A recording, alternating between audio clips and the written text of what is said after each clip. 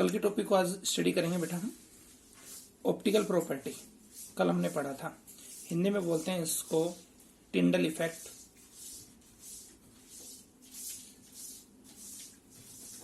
Tyndall effect दूसरा नाम है टिंडल इफेक्ट।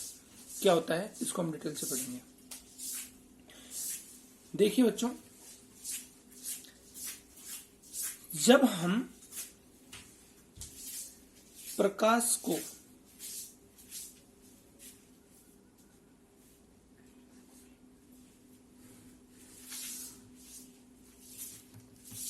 ये कोलाइड विलियन है और ये सोर्स ऑफ लाइट है।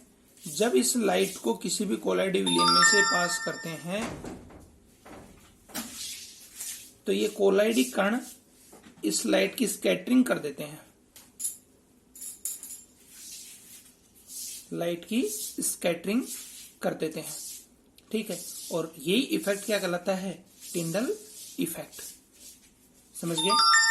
When light of a certain wavelength is passed through Tyndall solutions, then path of light can be seen when solution gets seen at right angle due to scattering of light.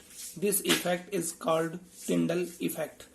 देखो, जब ये इसमें से light जा रही है, देखो दो तरीके से देखेंगे। इसके 90 डिग्री का एंगल, यानी ये आंख है, ऊपर से देखेंगे हम। ठीक है, तो ये हमें पाथ जो है ना, लाइट का जो पाथ है ये चमकीला दिखाई देगा, ब्राइटनेस हमें दिखाई देगी। ठीक है, और अगर इस डायरेक्शन से देखेंगे, यहां से देखेंगे, तो हमें ये अदीप मतलब एक स्वच्छ विलियन दिखाई देगा, कुछ भी दिखाई नहीं देगा। ऊपर से देखेंगे तो ये चमकीला पथ हमें दिखाई देगा। जैसे इसका एग्जांपल अपन लेते हैं नॉर्मल डेली यूजेस में। सिनेमा घर से जब प्रोजेक्ट रूम से लाइट आती है और जब हम नीचे बैठ के फिल्म मूवी देख रहे होते हैं, तो आप ऊपर उठा के जैसे ही देखोगे, नजर जैसे ऊपर उठा के देखोगे, तो आपको एक चमकीला पथ दिखाई देगा। ठीक है, वही टिंडल इफेक्ट है। सुबह के समय या शाम के समय रोशनदान से आने वाला प्रकाश हमें एक चमकीला पथ दिखाई देता है। जो चमकीले चीजें आपको दिखाई देती हैं वो कोन की शेप में होती हैं और उनको कहते हैं टिंडल कोन। टिंडल कोन। और ये जो टिंडल इफेक्ट है, ठीक है, ये लाइट की स्कैटरिंग के कारण डेवलप होता है। ठीक है, समझ में आ गया आपको? अब देखो, टिंडल इफेक्ट का यूज क्या है। टिंडल इफेक्ट से हम जो ट्रू सॉल्यूशंस है और कोलाइडल सॉल्यूशंस है उसमें सेपरेशन करते हैं, उसमें विभेद करने के लिए इसको काम में लेते हैं। टिंडल इफेक्ट के लिए कुछ कंडीशंस है कि इसका refractive index of DP, DP का मतलब डिस्पर्ड फेज, और and DM, DM dispersed medium. ठीक है, ये दोनों डिफरेंस, इन दोनों के मध्य डिफरेंस होना चाहिए। ठीक है, size of particles and wavelength of light. ठीक है, इसका साइज भी ऑलमोस्ट सेम होना चाहिए या कंपेरेबल होना चाहिए। ठीक है, ये था आपका ऑप्टिकल प्रॉपर्टी। दूसरी प्रॉपर्टी आती है इसकी ब्राउनन मोशन।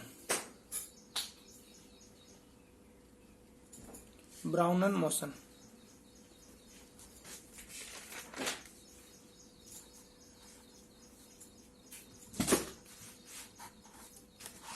ब्राउनियन मोशन ये रॉबर्ट ब्राउन ने दी। ठीक है, कि कोई भी कोलाइडी कण है, ठीक है, कोई भी कोलाइडी कण है वो जिगजैग मोशन करता ही हो। आप इसको कैसे भी बना सकते हैं।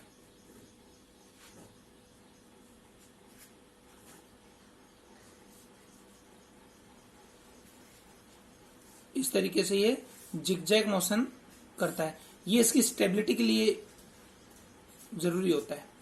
सबसे पहले इस मोशन को देखा रॉबर्ट ब्राउन ने, और उसने देखा कि जैसे पानी है उसके में जो पोलन है या परागकण है वो तैरते हुए उसको दिखाई दिए। तो उसने कहा कि इसी प्रकार से कोलाइडी पार्टिकल्स या डिस्पर्ड फेज के जो पार्टिकल्स हैं वो जिगजैग मोशन करते हुए दिखाई देते हैं। आपने देखा होगा जब रोशनदान से लाइट आती है तो वो लाइट में जो पार्टिकल्स होते हैं, डस्ट पार्टिकल्स होते हैं, वो अनियंत्रित रूप से गति करते हुए दिखाई देते हैं।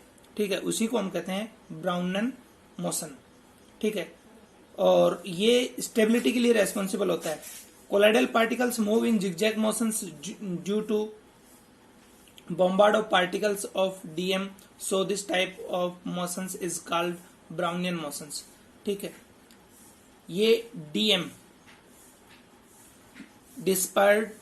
डिस्पर्सन मीडियम, इसके अंदर डीपी के पार्टिकल्स हैं, वो जिगजैग मोशन करते हुए दिखाई देते हैं, इसी को हम कहते हैं ब्राउनियन मोशन।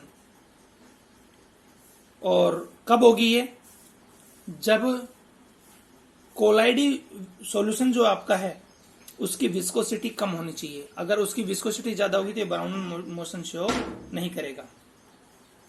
अगर ब्राउनियन मोशन नहीं हो तो ये डीपी के पार्टिकल्स जो हैं ये सेटल डाउन हो जाएंगे। इनको सेटल डाउन होने से रोकने के लिए उसमें ब्राउनियन मोशन होता है, इसके कारण उसकी स्टेबिलिटी आती है।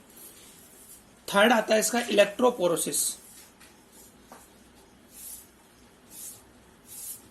इलेक्ट्रोपोरोसिस वैद्युत कण संचलन, वैद्युत कण संचलन, ये भी इसका प्रॉपर्टी है। एक यू आकार की ट्यूब लेंगे,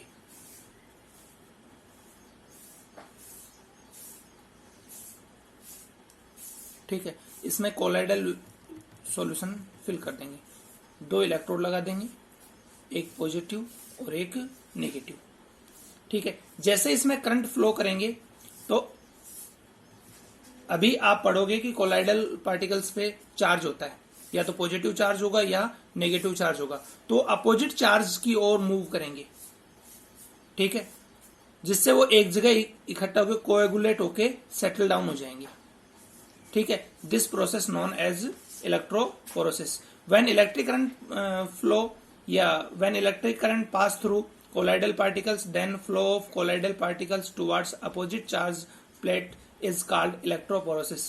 Electrophoresis may be cases of PPT और एक coagulation of colloid। ये जो सेटल डाउन हो गए ना, ये नीचे जो सेटल डाउन हो गए, ठीक है, इसी को हम बोलते हैं कोएगुलेशन। अब आगे हम डिटेल से इसको पढ़ेंगे, ठीक है।